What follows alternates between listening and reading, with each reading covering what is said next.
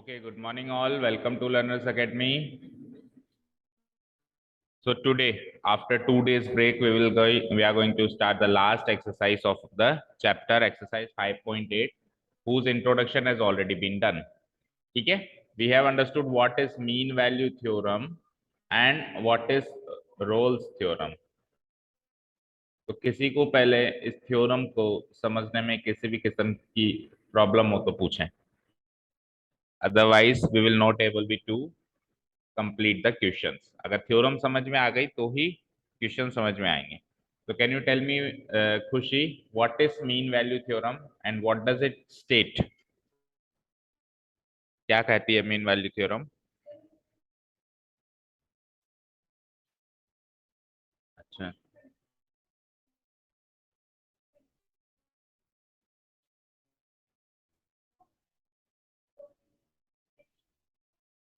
ठीक है। देन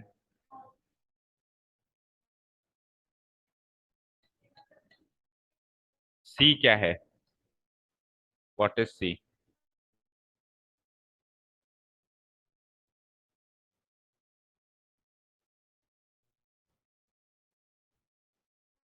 आप बोलो तनिष। हम्म। हम्म। ओपन इंटरवल ए बी से बिलोंग कर, ए कॉमा बी से बिलोंग करता हो। हाँ,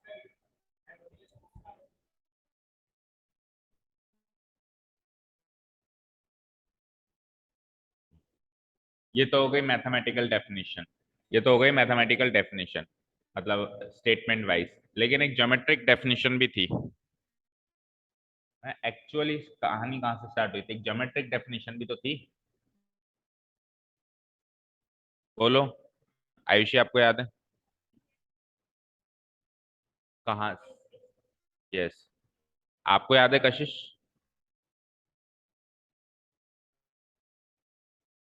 वेरी गुड। देखो, हमने ये सीखा था कि अगर अगर एक फंक्शन है, अगर एक फंक्शन है, उसको दो पॉइंट पे ब्रेक किया जाए, A and B, such that कि ए से लेके बी तक ये फंक्शन कंटिन्यूअस एंड डिफरेंशिएबल हो। समझ आया? अगर एक फंक्शन को किसी भी दो पॉइंट्स पे ब्रेक किया जाए, A and B, such that कि ए से लेके बी के बीच में कहीं पर भी डिसकंटिन्यूटी नहीं होनी चाहिए, ना ही नॉन डिफरेंशिएबिलिटी होनी चाहिए, तो क्या होता है? तो ए और बी के बीच में एटलीस्ट एक पॉइंट सी ऐसा जरूर मिलेगा जहां पे टेंजेंट बनाए, जहां पे टेंजेंट बनाए तो ए बी सीकेंट के पैरेलल टेंजेंट बनेगी। तो ये ए बी सीकेंट है, इसके पैरेलल टेंजेंट देखो सी, यहाँ पे अगर मैं ले लूं तो ये इसके पैरेलल टेंजेंट बन रही है। तो वो C point you can see A और बी के इंटरवल के बीच में ही कहीं ना कहीं मिलेगा। वो ए नहीं हो सकता, वो बी नहीं हो सकता, ए और बी के बीच में मिलेगा। ओपन इंटरवल ए कोमा बी में वो सी ऐसा जरूर मिलेगा, कम से कम एक तो मिलेगा। ज्यादा भी मिल सकते हैं, बट एटलीस्ट एक बार ऐसा होगा कि आप वहां पे टेंजेंट बनाए जाएं बनाए जाएं बनाए जाएं, तो वो क्या बनेगा? पैरेलल बनेगा इसके। फॉर एग्जाम्पल, हमने इसका ग्राफिकल इंटरप्रिटेशन भी सीखा था, क्योंकि बिकॉज अगर आपकी जब तक थ्योरम याद नहीं है, geometric as well as graphical interface, अगर ये दोनों आपको याद नहीं है, आपको समझ नहीं आया मतलब, तो आप क्वेश्चंस अभी कर भी लोगे तो बेटा मुश्किल से 4 दिन याद रहने हैं कि कैसे किए हमने। मुश्किल से 4 ही दिन याद रहने हैं। हमने इसका ग्राफिकल इंटरफेस कुछ ऐसे सीखा था, आपको याद हो तो।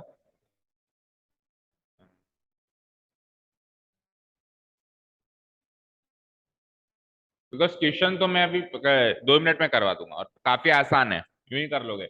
But the point is that कि आपको लंबे समय तक पता नहीं रहेगा कि वो क्वेश्चन कैसे। मैं नहीं चाहता हूँ कि ये एक्सरसाइज हो गई, ये चैप्टर हो गया, और जब एंड में 1 महीने के बाद बात करें तो मीन वैल्यू थ्योरम क्या है वो याद नहीं है, उसके क्वेश्चंस कैसे करते हैं वो पता नहीं है। भाई, इतना टाइम ही नहीं बचेगा हमारे पास कि हम वापस चीजों को फिर से डिटेल में देखें।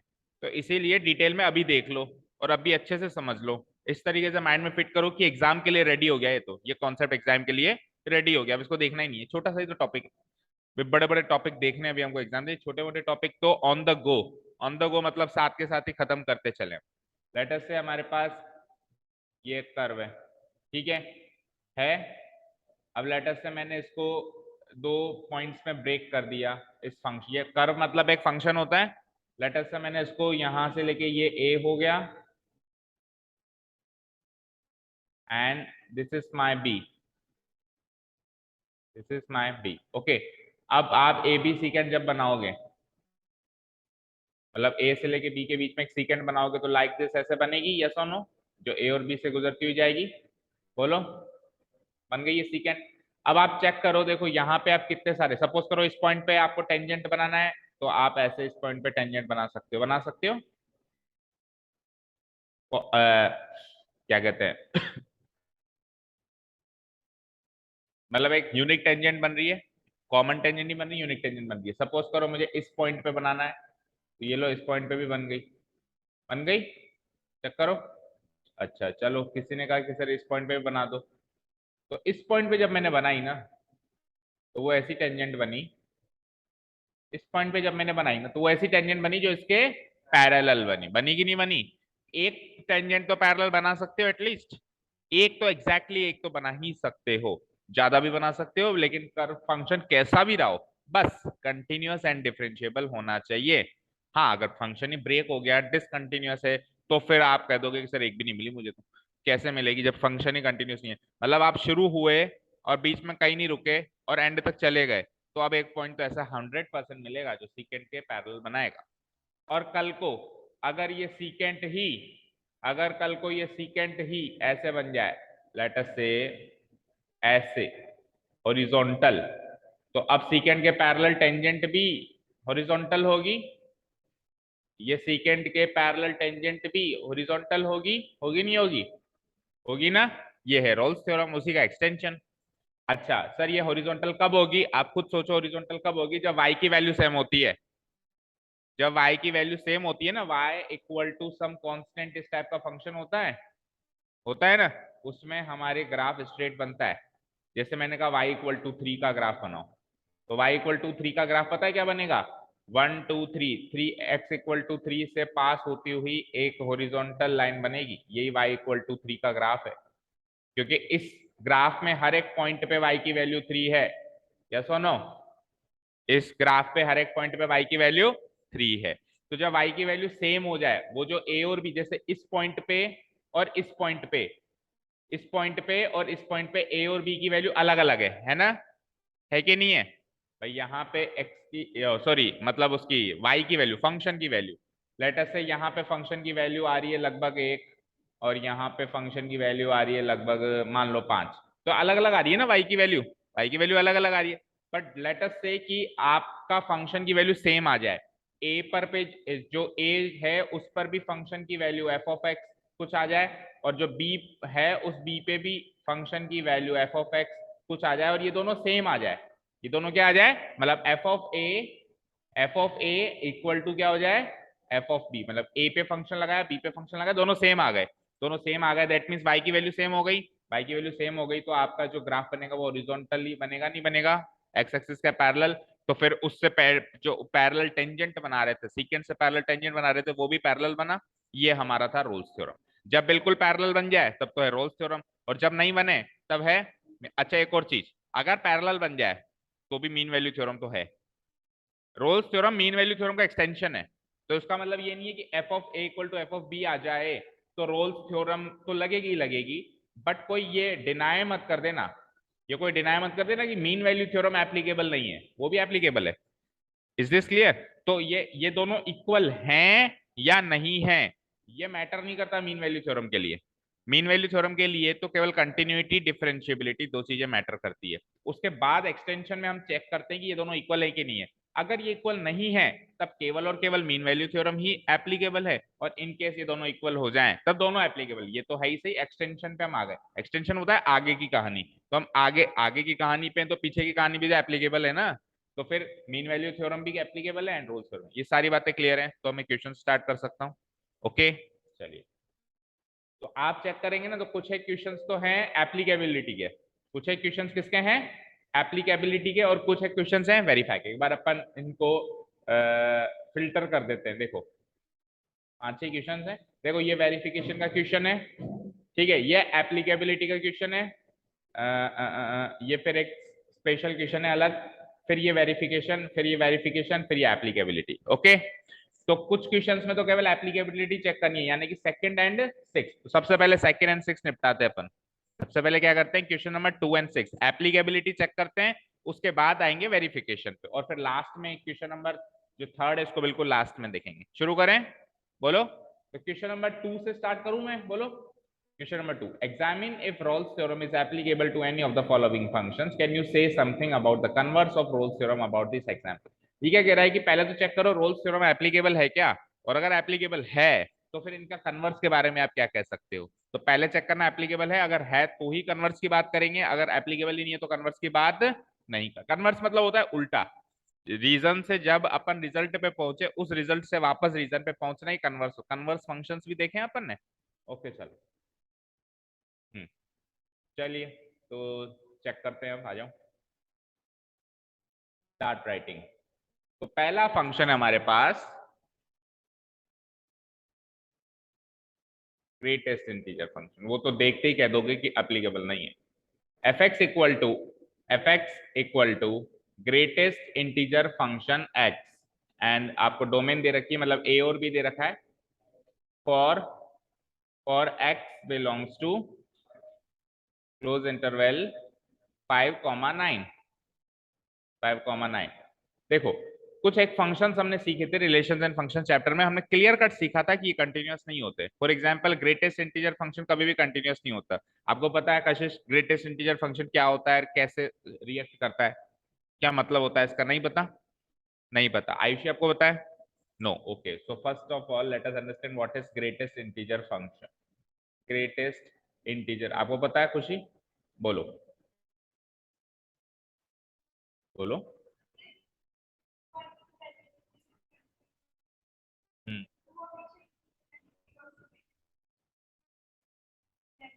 तो उससे पिछला इंटीजर आंसर देगा, उसका पिछला।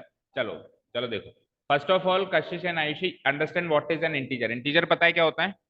बोलो कशिश, क्या पता है इंटीजर? नहीं पता ना, ऐसा कुछ नहीं है। इंटीजर मतलब कंप्लीट नंबर्स, जैसे कि 1 2 3 4 5, 0, नेगेटिव में आ जाओ -1 -2, all of these are integers. और जैसे मान लो मैंने इन दोनों के बीच का एक पॉइंट ले लिया 1.3, तो ये इंटीजर नहीं है, इनकम्प्लीट हो गया ना ये। हिंदी में बोलते हैं पूर्णांक। हिंदी में क्या बोलते हैं? पूर्णांक। क्या बोलते हैं बोलो? पूर्णांक। पूर्ण प्लस अंक, पूर्ण प्लस अंक, संधि विच्छेद हो गया। जो जो कंप्लीट अंक है यानी कंप्लीट नंबर है उसको क्या कहेंगे अपन? इंटीजर कहेंगे। ये क्लियर है? 1 2 3 4 5 6 7 ऐसे चलते जाओ चलते जाओ, इंटीजर है। नेगेटिव में 0 -1, इनके बीच के नंबर्स नहीं होने चाहिए, फ्रैक्शनल नंबर्स या इनकम्प्लीट नंबर्स नहीं होने चाहिए। जैसे -2 एंड -3 के बीच का नंबर ले लिया ना, -2.5, तो ये इंटीजर नहीं होगा। Is this clear? इंटीजर क्या है बोलो कशिश, समझ आया? जीरो भी इंटीजर है। ओके, तो पॉजिटिव भी हो सकते हैं, नेगेटिव हो सकते हैं। अब ग्रेटेस्ट इंटीजर फंक्शन क्या कहता है, शॉर्ट में लिख देता हूं, G I function, greatest integer function. ये क्या करता है, इसका नोटेशन होता है ऐसे, बिग ब्रैकेट के अंदर एक नंबर डालते हैं, एक मशीन है ये, इसके अंदर हम एक नंबर डालते हैं। नंबर डालते हैं तो आउटपुट जो निकलता है वो हमेशा इंटीजर निकलता है, वो हमेशा इंटीजर। अगर इधर से इंटीजर डालेंगे तो भी इंटीजर, अगर इधर से नॉन इंटीजर डालेंगे तो भी इंटीजर। पहली चीज तो ये। दूसरी चीज सर कौन सा इंटीजर निकलता है, अगर आपने इंटीजर डाला तो एग्जैक्टली वही इंटीजर निकलेगा। 2 डाला 2 निकलेगा, 3 डाला 3 निकलेगा, 5 डाला 5 निकलेगा। लेकिन अगर आपने कोई नॉन इंटीजर डाला तो उससे जस्ट पिछला इंटीजर निकलेगा। क्या कहा मैंने? उससे जस्ट पिछला इंटीजर निकलेगा। फॉर एग्जाम्पल मैंने 3 डाला तो आंसर में 3, लेकिन अगर मैंने 3.5 डाला तो 3.5 इंटीजर तो है नहीं, तो इससे जस्ट पिछला इंटीजर कौन सा है? 3, अगेन 3 निकलेगा। इनफैक्ट 3.9 भी डाल देंगे। कई बच्चे इस फंक्शन को ना राउंड ऑफ फंक्शन मानते हैं, 3.9 को राउंड ऑफ करके 4 कर देते हैं। गलत, राउंड ऑफ थोड़ा करना है, पिछला इंटीजर, तो आंसर 4 नहीं होगा, क्या होगा? 3। इवन 3.99 पे भी 3 ही निकलेगा। अब देखो 4 से कितना करीब है, बट 4 आंसर नहीं है, क्या है? 3 आंसर है। हाँ, एक बार 4 डाल दो तो आंसर 4 निकलेगा। समझ आया? क्लियर है? तो ग्रेटेस्ट इंटीजर फंक्शन का मतलब होता है इंटीजर देना है आंसर, और सबसे बड़ा इंटीजर लेकिन उस नंबर से छोटा, सबसे बड़ा इंटीजर लेकिन उस नंबर से छोटा। फॉर एग्जाम्पल 3.99 से छोटा नंबर चाहिए। अब 3.99 से छोटे इंटीजर्स चाहिए, तो 3.99 से छोटे इंटीजर्स कौन से हैं? 3, 2, 1, -1, -2, ऐसे चलते जा रहे। उन सब में सबसे बड़ा ग्रेटेस्ट कौन है? 3। यानी उस नंबर से छोटा सबसे बड़ा इंटीजर है, वो ग्रेटेस्ट इंटीजर फंक्शन है। ओके, क्लियर है? Is this clear? अब आप खुद सोच सकते हो बेटा कि जब मैंने 1 डाला तो आंसर 1 आ रहा है, जब मैंने 1.1 डाला तो भी आंसर 1 आ रहा है, and so on up to अगर मैंने 1.999999 भी डाल दिया तो भी आंसर 1 आ रहा है। लेकिन जैसे ही मैंने 2 डाला तो आंसर क्या आ रहा है? 2। तो इसका ग्राफ कैसे बनेगा? देखो 1 से लेके 1.9999 तक आंसर y की वैल्यू 1 आ रही है। जब x की वैल्यू ये हो रही है तब y की वैल्यू 1 आ रही है। जब x की वैल्यू जब 2 बन गई तो y की वैल्यू 2 हो गई। तो अचानक इसका ग्राफ बनाने के लिए कंटिन्यूटी कैसे चेक करते हैं? ग्राफ बनाने के लिए अगर आपको पेन उठाना पड़े तब तो वो डिसकंटिन्यूअस है, और पेन नहीं उठाना पड़े तब वो कंटिन्यूअस है। तो जब आप इसका ग्राफ बनाएंगे तो 1 से लेके 1.99 तक तो आप 1 1 1 1 मतलब एक सीधी लाइन खींचेंगे, फिर आपको पेन उठाना पड़ेगा नहीं पड़ेगा? पड़ेगा ना। तो ग्रेटेस्ट इंटीजर फंक्शन कभी भी कंटिन्यूअस फंक्शन नहीं हो सकता, ये डिसकंटिन्यूअस फंक्शन है, इसमें पेन बार बार उठाना पड़ता है। अच्छा, और कहां कहां ये डिसकंटिन्यूअस होता है? हर एक इंटीग्रल पॉइंट पे, हर एक इंटीग्रल पॉइंट पे ये डिसकंटिन्यूअस होता है। तो इसका ग्राफ हमने सीखा था, कुछ ऐसा बनता था, याद हो तो आपको, यहाँ पे फिर उठ के यहाँ पे फिर उठ के यहाँ पे, मतलब स्टेयर टाइप में सीढ़ी होती है, ठीक है, इसको स्टेयर फंक्शन भी बोलते हैं। इस तरीके से क्यों बनता है? देखो 0 से लेकर 1.9999 तक तो आंसर 0 ही रहेगा। फिर एक बार 1 पे आ गए तो 1 से लेके 1.999 तक आंसर 1 ही रहेगा, y की वैल्यू 1 ही रहेगी। रहेगी भाई, ये 0, ये 1, ये 2। तो 1 से लेके 1.99999 तक तो आंसर 1 ही रहेगा, y की वैल्यू 1 ही रहेगी। और फिर उसके बाद आ जाओ 2 से लेकर 2.999 तक आंसर 2 हो जाएगा। हो जाएगा ना? तो हर एक इंटीग्रल पॉइंट पे पेन उठा के ऊपर जाना पड़ेगा, जाना पड़ेगा। तो ये डिसकंटिन्यूअस होगा कहाँ कहाँ? हर एक इंटीग्रल पॉइंट पे ये डिसकंटिन्यूअस। तो ग्रेटेस्ट इंटीजर फंक्शन की डेफिनेशन सबको क्लियर है? अब आपसे पूछा है कि मीन वैल्यू थ्योरम पूछा है कि रोल्स थ्योरम पूछा है? रोल्स थ्योरम इस फंक्शन में एप्लीकेबल है कि नहीं है? तो एप्लीकेबिलिटी कैसे चेक करते हैं? सबसे पहले चेक करते हैं कि इस इंटरवल में वो कंटिन्यूअस हो, देन कंटिन्यूअस के बाद डिफरेंशिएबल हो, right.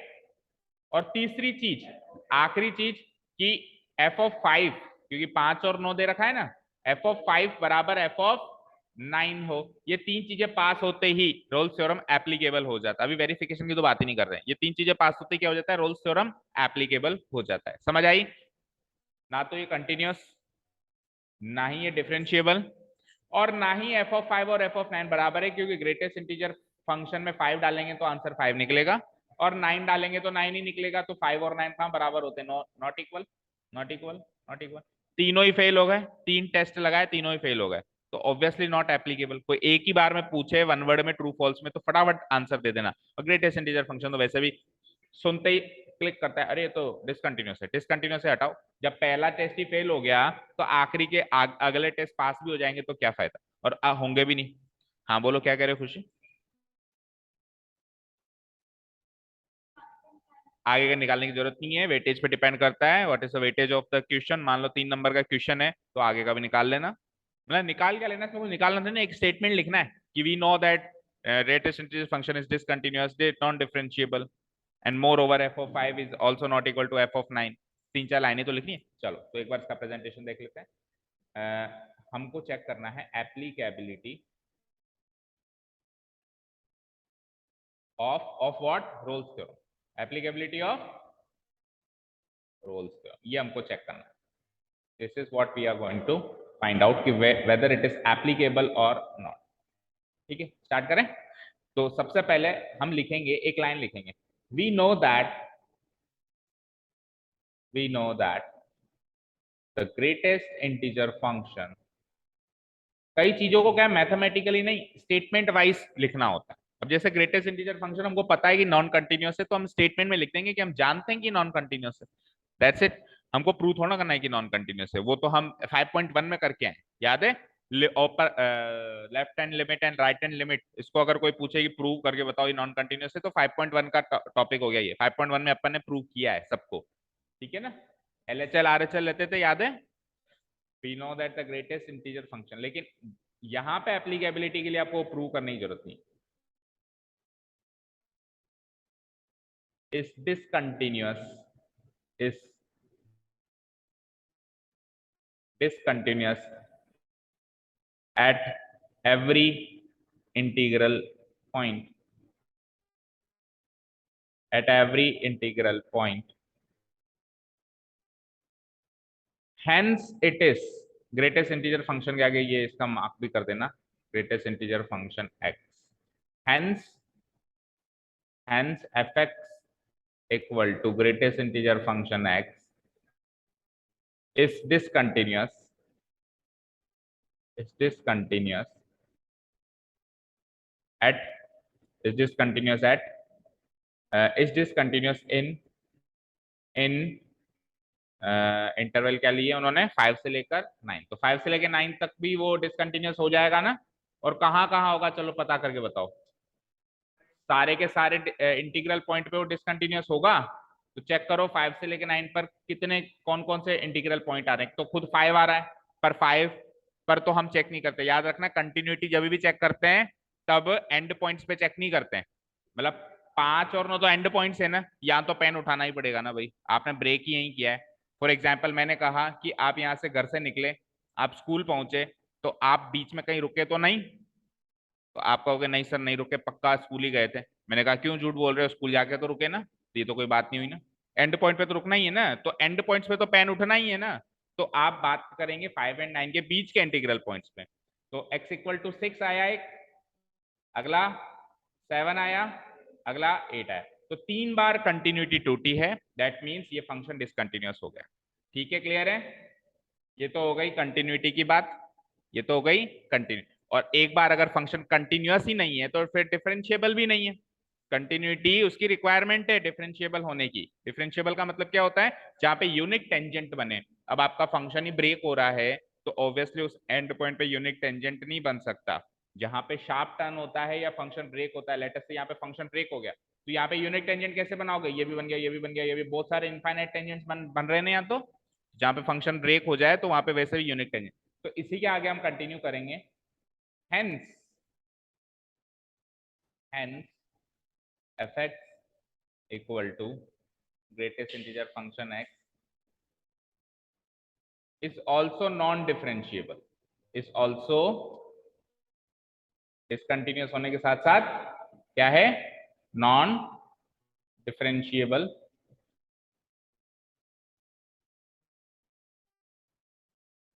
In the said interval 5, 9। तो डिसकंटिन्यूटी भी हो गई, नॉन डिफरेंशिएबिलिटी भी हो गई। अब एक चीज और लास्ट में, F of A equal to F of B होना चाहिए था। तो वैसे तो देखो ये इतना काफी है ये लिखने के लिए कि एप्लीकेबल नहीं है, बट फिर भी चलो एक लाइन और लिख देते हैं। मोर ओवर निकालते हैं अब F of 5, F of 5, and points 5 और 9 है ना। तो एफ ऑफ 5 का मतलब ग्रेटेस्ट इंटीजर फंक्शन 5, जिसका आंसर क्या आएगा 5। एंड एफ ऑफ 9 निकालूंगा जब मैं, तो that means greatest integer function 9, और उसमें से भी क्या निकलेगा 9। तो hair f of 5 is clearly not equal to, clearly not equal to f of, ठीक है, ठीक है। thus we can conclude that Rolle's theorem is not applicable, we can conclude that, conclusion आ गया that Rolle's theorem is not applicable here, it's not applicable to the given, to the given function। इस तरीके से present करना है 4 line में। Clear है सभी को। अब 4 लाइनें ही हैं और 2 नंबर का भी आता है तो इतना तो कर लेना, ऐसा नहीं कि सर कंटिन्यूस ही नहीं था तो हमने आगे किया ही नहीं। ठीक है, रिस्क नहीं लेनी। ठीक है खुशी, क्लियर। चले नेक्स्ट क्वेश्चन पे, चले। ओके, समझ में आया ना सबको अच्छे से। ओके नेक्स्ट, अब इसका सेकंड पार्ट है वापस वही ग्रेटेस्ट इंटीजर फंक्शन है, अब की बार इंटरवल चेंज कर दिया, तो इंटरवल कितनी चेंज कर ले, डिसकंटिन्यूअस तो रहेगा ही रहेगा। मार्क करो होमवर्क, इसी में आपको जहां 5 और 9 था उसकी जगह -2 और 2 करना है, बस दैट्स इट। अच्छा ये कब कंटिन्यूस हो जाएगा पता है, ये कब कंटिन्यूस हो जाएगा, देखो अगर मैं ये ले लूं -2 से या फिर 5 और 9 का एग्जाम्पल देता हूँ, 5 से 5.9, अब 5 से 5.9 में तो एक बार भी पेन नहीं उठेगा, ठीक है। अब कंटिन्यूस हो जाएगा, कंटिन्यूस हो जाएगा तो डिफरेंशिएबल भी हो जाएगा, क्योंकि शार्प टर्न भी नहीं है, शार्प टर्न में से ऐसे घूम नहीं रहा कहीं भी, कंटिन्यूस भी है डिफरेंशिएबल भी है, लेकिन एंड में जाके फिर चेक करना है कि F of A equal to F of B है क्या, तो वो भी इक्वल है। देखो अगर आप ग्रेटेस्ट इंटीजर फंक्शन 5 लगाओगे तो 5 आएगा, और 5.9 लगाओगे तो भी 5 आएगा ना, अभी बताया मैंने, उससे जस्ट पिछला इंटीजर। तो यहाँ पे अगर ये 5,5.9 है तो roles theorem is applicable. Is this clear? तो ग्रेटेस्ट इंटीजर फंक्शन सुनते ही मत कह देना कि नॉट एप्लीकेबल, है ना, इंटरवल देखनी पड़ेगी, बीच में कोई इंटीग्रल पॉइंट नहीं बचना चाहिए, इंटीग्रल पॉइंट बीच में आया तब फंक्शन ब्रेक हो जाएगा, लेकिन 5 से लेके 5.9 के बीच में तो कोई इंटीग्रल पॉइंट है ही नहीं, तो फंक्शन ब्रेक भी नहीं होगा। Is this clear? ठीक है, तो अभी तो ये नॉट एप्लीकेबल है इसमें, क्योंकि इसमें कौन कौन से इंटीग्रल पॉइंट है बीच में, -1 और 0 और 1, 3 है ना, बताओ -2 और 2 के बीच में कौन कौन से इंटीग्रल पॉइंट है, -1 0 1, 3 बार ब्रेक होगा ये, ठीक है, क्लियर है? ओके चलो अब नेक्स्ट देखो, थर्ड वाले तो होमवर्क मार्क कर लेना, F X equal to X square -1 और आपको फंक्शन गिवन है 1,2, ये चेक करते हैं क्या फंक्शन है, F X equal to X square -1, इसी में चेंजेस कर देते हैं, आप चाहो तो घर जाके अच्छे से कर लेना, और अगर अभी लिखना चाहो तो आपकी इच्छा, एक्स स्क्वायर -1,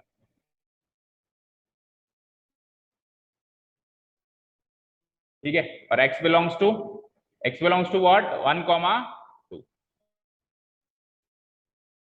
अब सर वैसे तो ग्रेटेस्ट इंटीजर फंक्शन था, वैसे तो क्या था, देखो बेटा ये जो बिग ब्रेसेस लग रहे हैं ना, इनके अलग अलग सिचुएशन पे अलग अलग मीनिंग है, यहाँ पे इसका मतलब ग्रेटेस्ट इंटीजर फंक्शन मत मान लेना, यहाँ पे ये इंटरवल शो करने का तरीका है, open interval and close interval, और जब फंक्शन के फॉर्म में ऐसे लिख देते हैं तो उसका मतलब हो जाता है greatest integer function. Is this clear? Clear है ना? यहाँ पे ऐसे मत सोचना कि सर अभी भी आपने तो ग्रेटेस्ट इंटीजर फंक्शन भी चल रहे हो गया, नहीं, फंक्शन तो ये है, ये तो उसकी इंटरवल है। ओके, हाँ अब बात कर रहे थे हम कि सर ग्रेटेस्ट इंटीजर फंक्शन की जब बात कही तब तो आपने क्लियर कट कह दिया कि नॉन कंटिन्यूअस है, लेकिन ये तो क्लियर कट नॉन कंटिन्यूअस नहीं है, तो फिर ये पॉलिनोमियल फंक्शन है, तो क्या इसकी कंटिन्यूटी चेक करने के लिए वो left hand limit right hand limit लेनी है ना, रोल्स थ्योरम हो चाहे मीन वैल्यू थ्योरम हो, आप अपने स्तर पे पता करो पहले तो कि कंटिन्यूअस है कि नहीं है, चाहे आप ग्राफ ही क्यों ना बना लो, उसके लिए एक बार पता पड़ गया ना तो आप वी नो दैट करके खत्म करो, क्योंकि यहाँ पे हम कंटिन्यूटी चेक करने नहीं बैठे, ठीक है, यहाँ पे अपन रोल्स थ्योरम की एप्लीकेबिलिटी चेक करने बैठे हैं। कंटिन्यूटी चेक करना 5.1 में था, left hand limit right hand limit लेना, वहां से हमने एक चीज देखी कि ये पॉलिनोमियल फंक्शन है कि नहीं है, पॉलिनोमियल फंक्शन है ना ये, तो पॉलिनोमियल फंक्शन क्या होता है, हर जगह कंटिन्यूअस होता है, हर जगह कंटिन्यूअस होता है एवरीवेयर, तो फिर वो 1,2 में भी कंटिन्यूअस होगा, और क्योंकि वो हर जगह कंटिन्यूअस होता है तो हर जगह डिफरेंशिएबल भी होता है। तो ये दो तो रिक्वायरमेंट, जैसे वी नो दैट करके हमने लिखा कि नॉन कंटिन्यूअस है, हम लिख देंगे कंटिन्यूअस है, ठीक है, कैसे, वी नो दैट, एक लाइन लिखनी पड़ेगी पहले बीच में,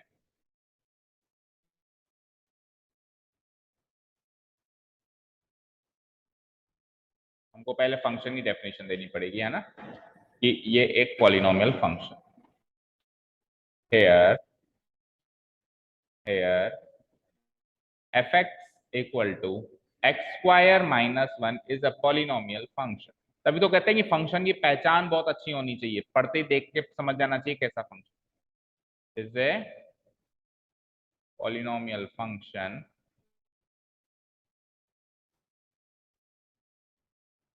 fx equal to X square -1 is a polynomial function, and we know that and we know that a polynomial function and we know that a polynomial function is continuous everywhere, is continuous, and we know that a polynomial function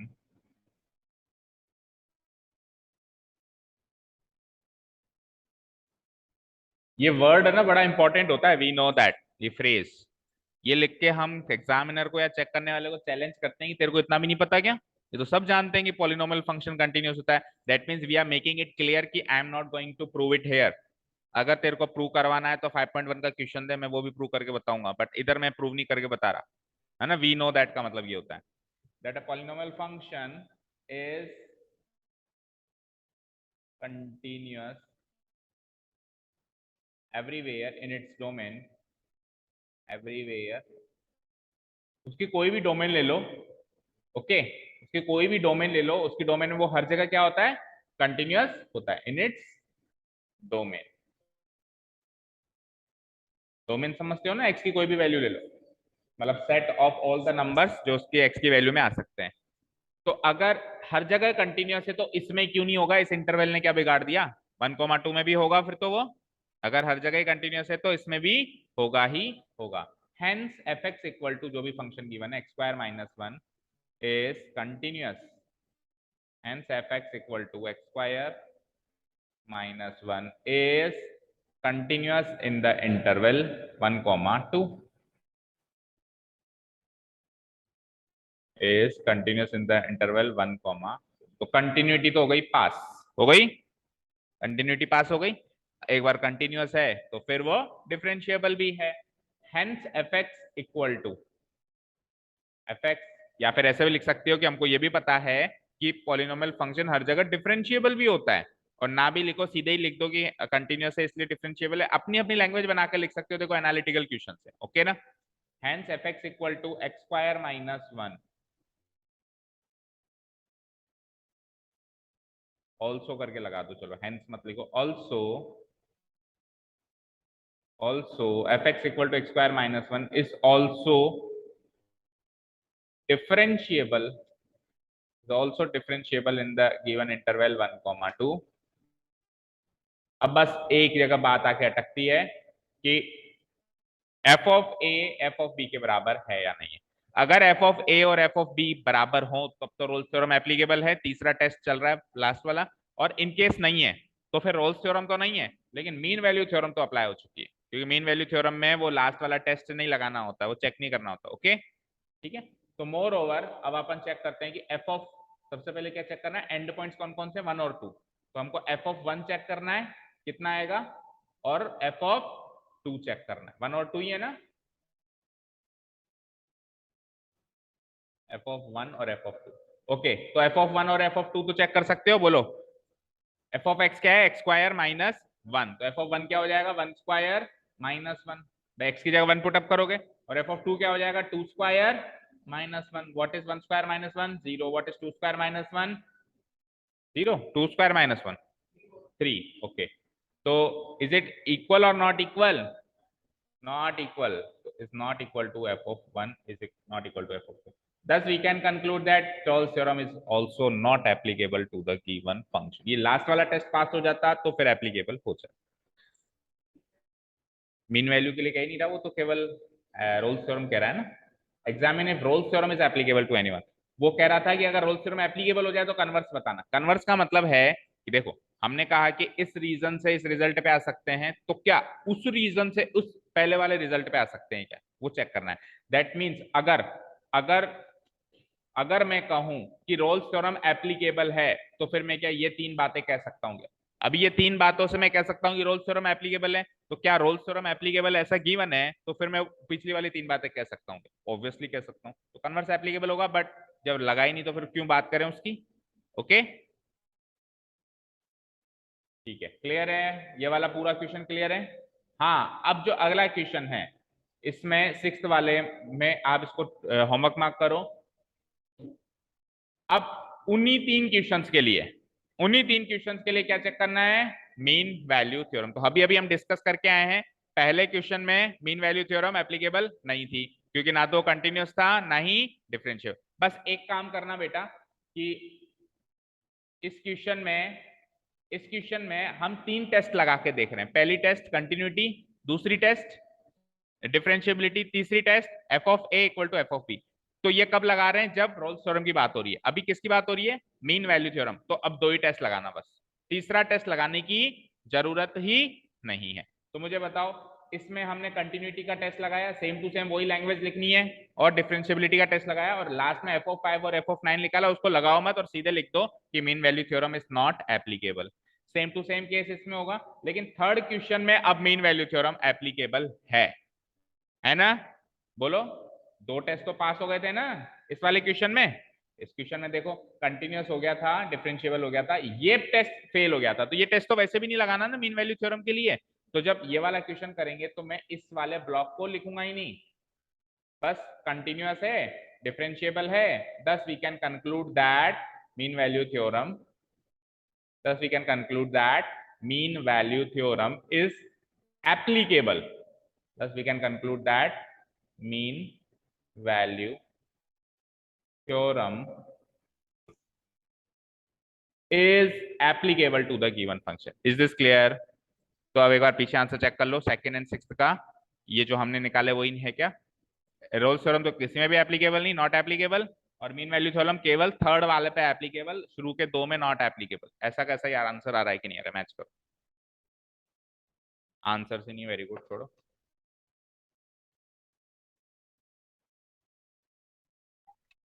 so these are the answers, okay. चले next question पे। अब verification के question करें। अभी तक किसके question कर रहे थे अपन? एप्लीकेबिलिटी के। अब क्वेश्चन करते हैं वेरिफिकेशन। तो वेरिफिकेशन में भी पहले एप्लीकेबिलिटी चेक करनी है। Is this clear? वेरिफिकेशन में भी पहले एप्लीकेबिलिटी चेक करनी है, वो चेक करने के बाद फिर वेरिफिकेशन पे आना है। क्लियर है ना? चलो question number first, verify Rolle's theorem for the function this. Okay, चलो फंक्शन गिवन है,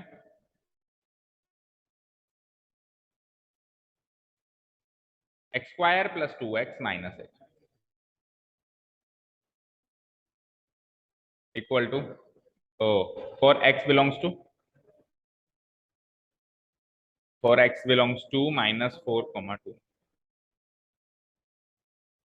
ठीक है, सबसे पहले मीन वैल्यू थ्योरम है कि रोल्स है? रोल्स है, ओके। सबसे पहले एप्लीकेबिलिटी, सबसे पहले एप्लीकेबिलिटी ऑफ रोल्स थ्योरम। अगर वेरिफिकेशन का क्वेश्चन है बेटा, तो भी सबसे पहले क्या चेक करना है? क्या चेक करना है?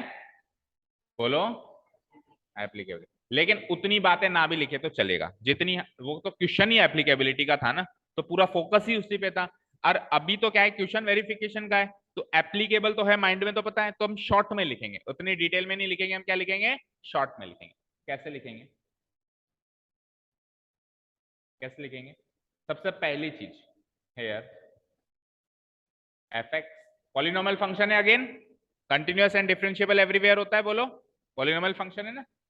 Hair F X equal to X square plus 2x minus 8 is a polynomial function, is a polynomial function.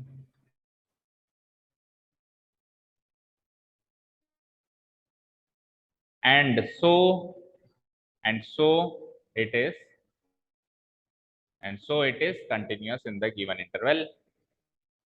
Continuous in interval क्या है?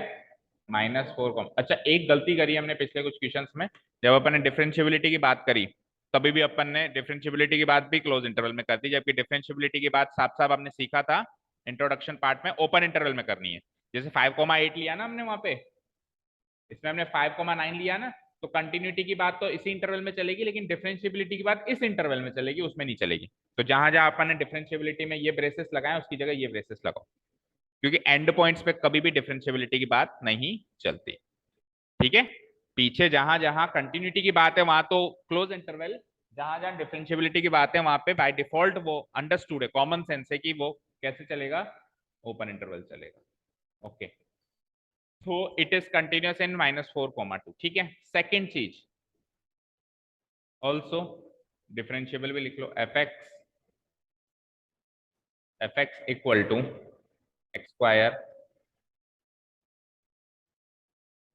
plus 2x minus 8 is also differentiable,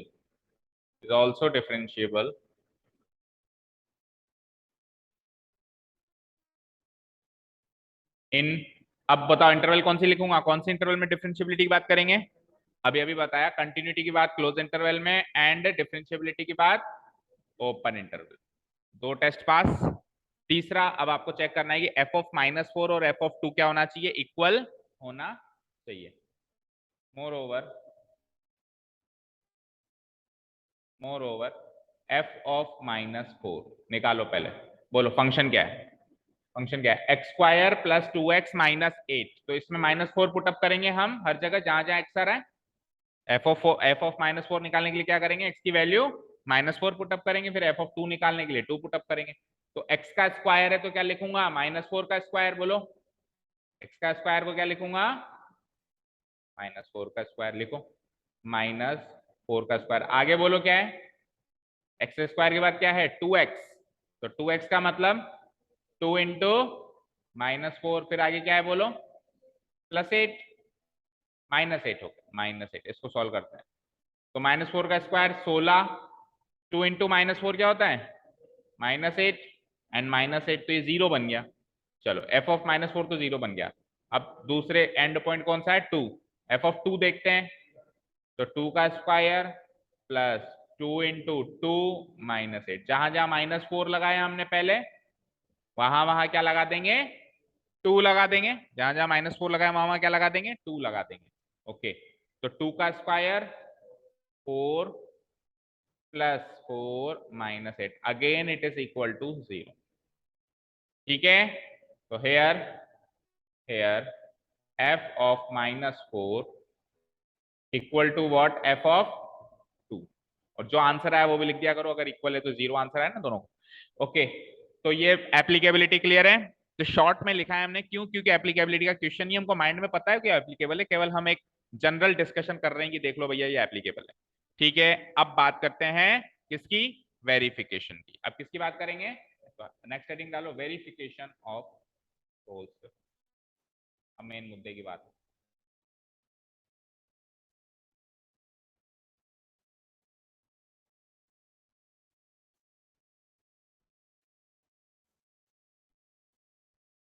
अब रोल्स थ्योरम क्या कहता था, मतलब ये तो रिक्वायरमेंट थी। रिक्वायरमेंट मिलने के बाद वो ये ऐसे कहता था कि अब ऐसा सी कहीं ना कहीं आपको जरूर मिलेगा उस इंटरवल में जहां पे एफ डैश सी 0 हो। फिर से सुनो, रोल्स थ्योरम क्या कहता था, ज्योमेट्रिक इंटरप्रिटेशन ये था कि ऐसा सी जरूर मिलेगा जहां पे अगर आप पैरेलल टेंजेंट बनाओगे तो वो एक्स एक्सिस के पैरेलल बनेगी। ये तो था ज्योमेट्रिक मीनिंग। और फिर हम मैथमेटिकल मीनिंग की बात करें तो उसका मतलब ये है कि ऐसा सी जरूर मिलेगा जहां पे आप डेरिवेटिव निकालोगे तो डेरिवेटिव 0 के इक्वल आएगा, क्योंकि पैरेलल टू एक्स एक्सिस का मतलब डेरिवेटिव क्या हो जाता है 0। अच्छा, उसका नाम सी पता है क्यों रखा, अभी आप नेक्स्ट चैप्टर में सीखोगे इसी बात का, वापस ये सी घूम फिर के आएगा। सी का मतलब होता है critical point, C for critical point. इस पॉइंट का नाम सी ही क्यों रखा है, और कुछ नाम क्यों नहीं दिया, because C means critical point, जहां पे डेरिवेटिव 0 हो जाता है उस पॉइंट को कहते हैं क्रिटिकल पॉइंट। ओके, तो वेरिफिकेशन ऑफ रोल्स थ्योरम आते हैं। नाउ नाउ हमको ये प्रूव करना है, ये वेरीफाई करना है कि देयर एग्जिस्ट एटलीस्ट एक तो मिलेगा ही मिलेगा ना, at least one C belonging to interval क्या दे रखी है आपको -4, 2, at least one C belong to open interval, end points मत लेना बस, है ना, such that F dash C equal to 0 हो जाए। ये प्रूव करना है कि नहीं करना है बताओ, ये बात जो मैंने लिखी इसी को वेरीफाई करना है कि नहीं करना है, बोलो कि कम से कम एक सी तो है, एक ऐसा पॉइंट तो है -4 और 2 के बीच में जिस पर डेरिवेटिव निकाले तो 0 आए। तो अब एक तरीका तो ये है कि इसके बीच में जितने भी पॉइंट है सब पे डेरिवेटिव निकाल निकाल के चेक कर लो, कम से कम एक पे तो 0 मिलेगा ही मिलेगा, और लिख देना। बट इज इट पॉसिबल, ऐसा करना पॉसिबल है क्या, इसके बीच में कितने पॉइंट है, लाखों करोड़ों अरबों, इसके बीच में तो बहुत सारे पॉइंट है, क्या एक एक को करेंगे।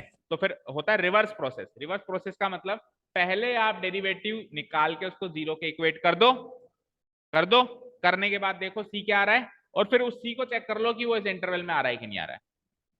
समझ आया, समझ आया कि बोलो, नहीं आया समझ। देखो मैंने कहा इस कमरे में जो भी है उनमें से एक गद्दार है, ठीक है, मान लो क्या बोलूं अब, हाँ बोलो। नहीं नहीं, that is not the thing.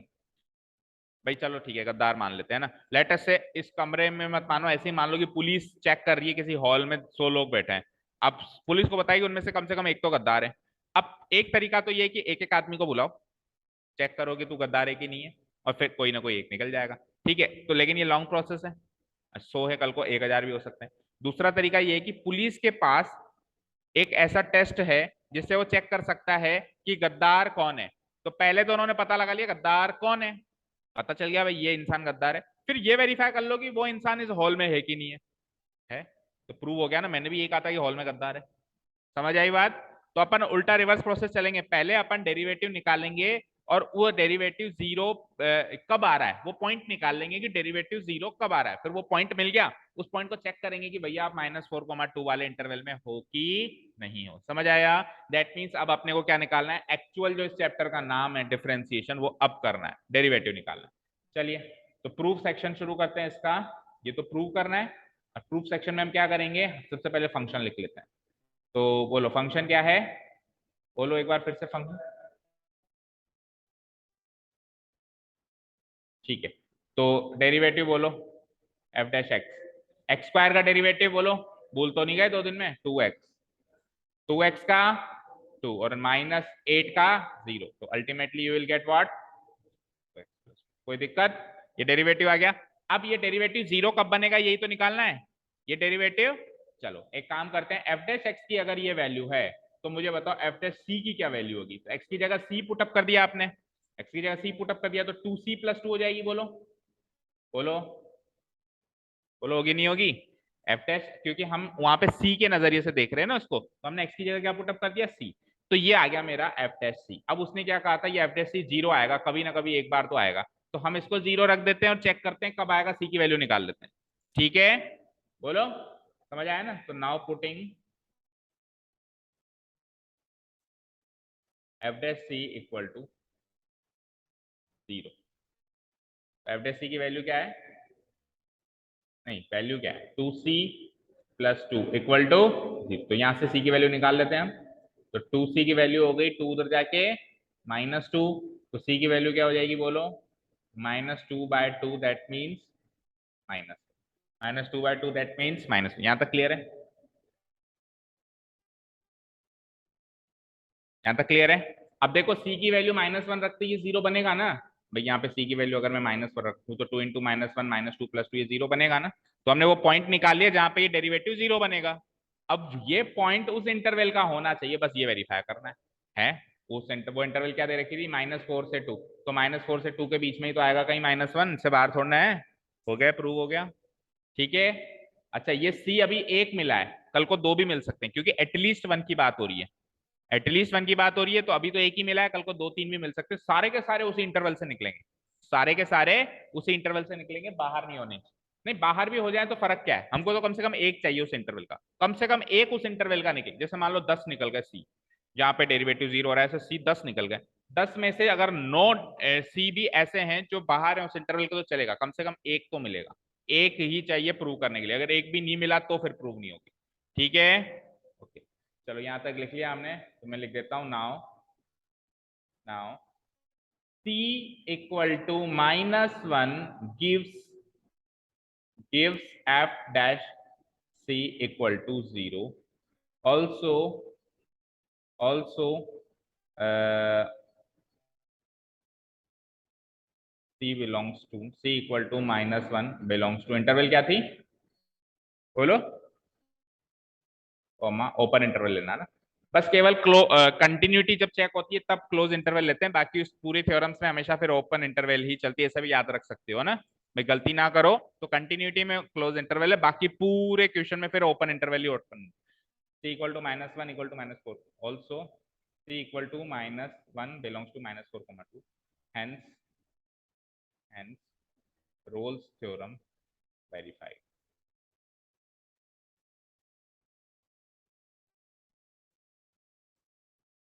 Verified लिख दो, प्रूव्ड लिख दो, कुछ आंसर।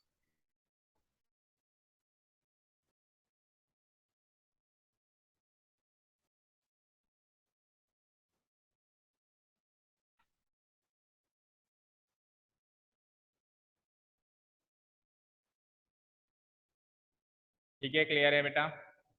क्लियर है सभी को? ठीक है, चले नेक्स्ट क्वेश्चन पे।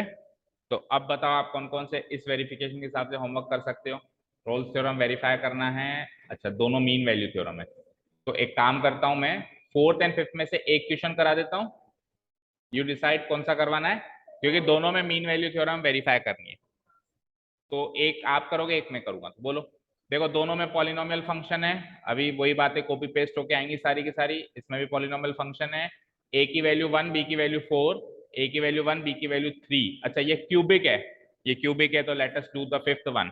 ये क्यूबिक है तो इसमें सी एक से ज्यादा मिलेंगे। देखो, क्वाड्रेटिक में एक ही सी मिल रहा था ना, क्योंकि क्वाड्रेटिक को डिफरेंशिएट करते हैं तो लीनियर बन जाता है। पावर कम हो जाती है ना, एक एक्स स्क्वायर का डेरिवेटिव 2x होता है, तो एक पावर कम हो जाती है। तो क्यूबिक का डेरिवेटिव क्वाड्रेटिक बनेगा।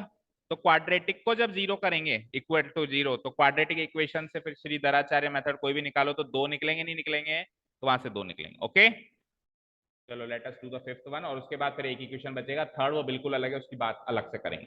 Verify mean value theorem if this in the interval where a equal to 1, b equal to 3, c find all c belongs to 1,3 for which average c equal to 0। अच्छा, Rolle's theorem और mean value theorem दोनों ही apply करवा रहा है। देखो, यहां तक तो वो मीन वैल्यू थ्योरम अप्लाई करवा रहा है। उसके बाद ये क्या कह रहा है कि अब 1,3 के बीच में सारे c ऐसे भी निकाल लो, सारे सी ऐसे भी निकाल लो जहां पे एफ डेश सी क्या होता हो, जीरो। तो एफ डेश सी जीरो होना तो रोल्स थ्योरम की कहानी है ना, मीन वैल्यू थ्योरम की कहानी थोड़ी ना है। तो दोनों ही चीजें करवा रहे हैं। तो फिफ्थ वाला कर लेते हैं, चलो। तो शुरू की बातें तो सेम है, मीन वैल्यू थ्योरम की एप्लीकेबिलिटी की बातें तो सेम है। क्वेश्चन क्या है, X cube minus 5x square minus 3x। बोलो क्या है X cube,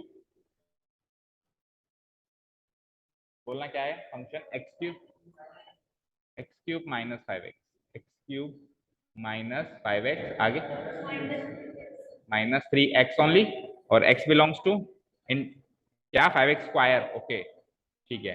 and x belongs to the interval क्या है? अरे दे तो रखा है, आगे दे रखा है ना, a की वैल्यू 1, b की वैल्यू, a की वैल्यू 1, b की वैल्यू 3। तो इंटरवल हो गई ना 1,3। अरे इसके बाद ये भी तो पढ़ो, where a equal to 1, b equal to 3। तो इंटरवल क्या हो गई 1, इंटरवल ही नहीं देगा तो फिर बात ही, क्वेश्चन ही कैसे बनेगा? 1,3। तो सिंपल। ओके, applicability of mean value theorem हमको चेक करनी। फर्स्ट ऑफ ऑल,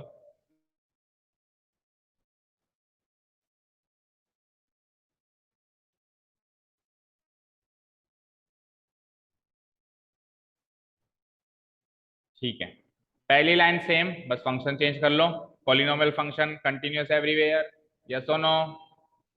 बोलो, पॉलिनोमियल फंक्शन कंटिन्यूअस एवरीवेयर। मैंने क्या कहा, कंटिन्यूटी प्रूव करने नहीं बैठे हम यहाँ। ठीक है ना, you are challenging the examiner की कंटिन्यूटी प्रूव करने थोड़ा ना बैठा हूँ, और भी काम है मुझे। I am going to prove the Rolle's theorem. ठीक है, polynomial and it is continuous in the given interval 1,3। पहली लाइन बिल्कुल सेम, इज दिस क्लियर? चलो, दूसरी लाइन भी बिल्कुल same, also this function is differentiable in the given interval. और ये हो गई आपकी एप्लीकेबिलिटी खत्म, क्योंकि तीसरा पॉइंट तो चेक ही नहीं करना मीन वैल्यू थ्योरम के लिए। ठीक है ना, x cube minus 5x square minus 3x is also differentiable in the given interval. बस ओपन इंटरवल कर देना इधर 1,3। ठीक है, क्लियर है? अब एफ ऑफ -4 और वो सब निकालना ही नहीं है यहाँ पे, क्योंकि मीन वैल्यू थ्योरम के लिए तीसरी चीज चेक ही नहीं की जाती। अच्छा, कई बच्चे फिर भी चेक करके आते हैं, तो वो उनकी मर्जी है, but you do not need to check, you do not need to check. देखो, हमने मीन वैल्यू थ्योरम के उसमें लिखा था कि F of A is not equal to F of B, लिखा था स्टार्टिंग में। इसका मतलब ये था कि ये जनरली नॉट इक्वल होती है यहाँ पे, बट अगर इनकेस इक्वल हो जाए तो भी मीन वैल्यू थ्योरम तो है। तो जब है तभी भी एप्लीकेबल है, जो नहीं है तभी भी, तो चेक ही क्यों करना फिर? ओके ना? तो ये चीज लिखनी ही नहीं है, सीधे ही लिख देना है कि एप्लीकेबल है। सामने नीचे लाइन नहीं लिखी थी पिछले क्वेश्चन में, लिखना तो है ना कि देयरफॉर मीन वैल्यू थ्योरम या रोल्स थ्योरम इज एप्लीकेबल, इसमें तो लिख दो हेंस, हेंस। पिछले वाले क्वेश्चन में भी लिख देना कि roles theorem is applicable, hence mean value theorem is applicable to the given function, is applicable to the given function। Fine, ठीक है। अब verification of mean value theorem.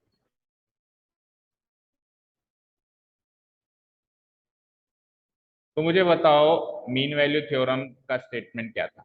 अगर ये हो जाए तो फिर आगे क्या कहानी कहती थी वो कहती थी कि सीकेंट से पैरेलल टेंजेंट मिलेगा, एक बार तो मिलेगा। तो सीकेंट से पैरेलल टेंजेंट मतलब सीकेंट का स्लोप बराबर टेंजेंट का स्लोप, क्योंकि as per chapter number 10 of class 11th of straight lines we know that if two lines are parallel their slope will be equal. If two lines are parallel their slopes will be equal. तो ये कह रहा है भैया secant से parallel tangent है तो secant का स्लोप और टेंजेंट का slope will be equal. Tangent का स्लोप तो एफ डैश सी होता है, सीकेंट का स्लोप आप y2 minus y1 divide by x2 minus x1 वाले फॉर्मूला से निकालोगे। क्लियर? क्लियर क्या? तो there exist at least one C belongs to interval क्या है हमारी यहाँ पे, क्या 1,3। 1 और 3 मत बोलो। और पता है कब लगाते हैं हम? जब हमारे पास एक नहीं दो चीजें मौजूद होती हैं। तो 1 और 3, इसका कहने का मतलब ये हो जाता है कि एक इंटरवल तो है 1, दूसरी इंटरवल है 3। 1,3 इज ए सिंगल इंटरवल, ये एक इंटरवल है। such that f dash c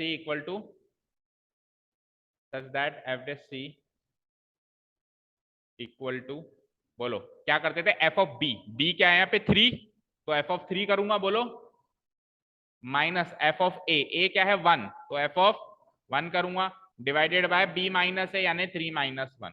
कम से कम एक c तो ऐसा मिलेगा ही मिलेगा जो इस बात को सच साबित करता हो, ऐसा प्रूव करना है। ठीक है, एक भी मिल जाता है तो हो जाएगा। स्टार्ट करें प्रूफ सेक्शन, बोलो। तो वो डेरिवेटिव तो निकालना ही पड़ेगा पहले की तरह। चलो डेरिवेटिव तो निकालना ही है ना, क्योंकि जब वेरिफिकेशन की बात हो तो रोल्स थ्योरम हो चाहे से मीन वैल्यू थ्योरम हो, आपको डेरिवेटिव एफ डैश सी तो निकालना ही है ना। देखो एफ डैश सी तो निकालना ही है। ओके, तो एफ डैश एक्स क्या है, फंक्शन बोलो क्या है, X cube minus 5x square minus 3x। तो इसका डेरिवेटिव बोलो, एक्स क्यूब का डेरिवेटिव बोलो। एक्स क्यूब का डेरिवेटिव हो जाएगा 3x square minus 5x square का डेरिवेटिव 2 5 जा 10x और माइनस 3x का 3। Okay fine, this is the derivative, खत्म। अब यहाँ पे c रख दो बस जैसे पहले रखा था। तो एफ डैश सी क्या हो जाएगा बोलो, 3c square minus 10c minus 3। X की जगह c रख दो। क्लियर है यहाँ तक? यहाँ तक क्लियर क्या? अब पिछले क्वेश्चन में रोल्स थ्योरम में हम एफ डैश सी को जीरो के इक्वेट करते थे, अभी जीरो के इक्वेट नहीं करना बस, है ना। यहां से बस कहानी मोड़ लेगी, बाकी तो करीब करीब सेम ही चल रहा था। अब आपको इसको किसके इक्वेट करना है मुझे बताओ, F of 3 minus F of 1 divided by 3 minus 1। तो first of all let's find out the value, उसकी वैल्यू क्या है, कि F of 3 minus F of 1 divided by 3 minus 1 की वैल्यू क्या है वो फाइंड आउट कर लेते हैं, फिर उसको इसके इक्वेट करेंगे 3c square minus 10c minus 3 और वहां से c की वैल्यू निकालेंगे। क्लियर है क्या? तो ये आगे का एक बार मैं डिलीट कर देता हूँ क्योंकि थोड़ा सा जितना शॉर्ट वो था उतना शॉर्ट ये होगा नहीं, थोड़ा लेंदी होगा।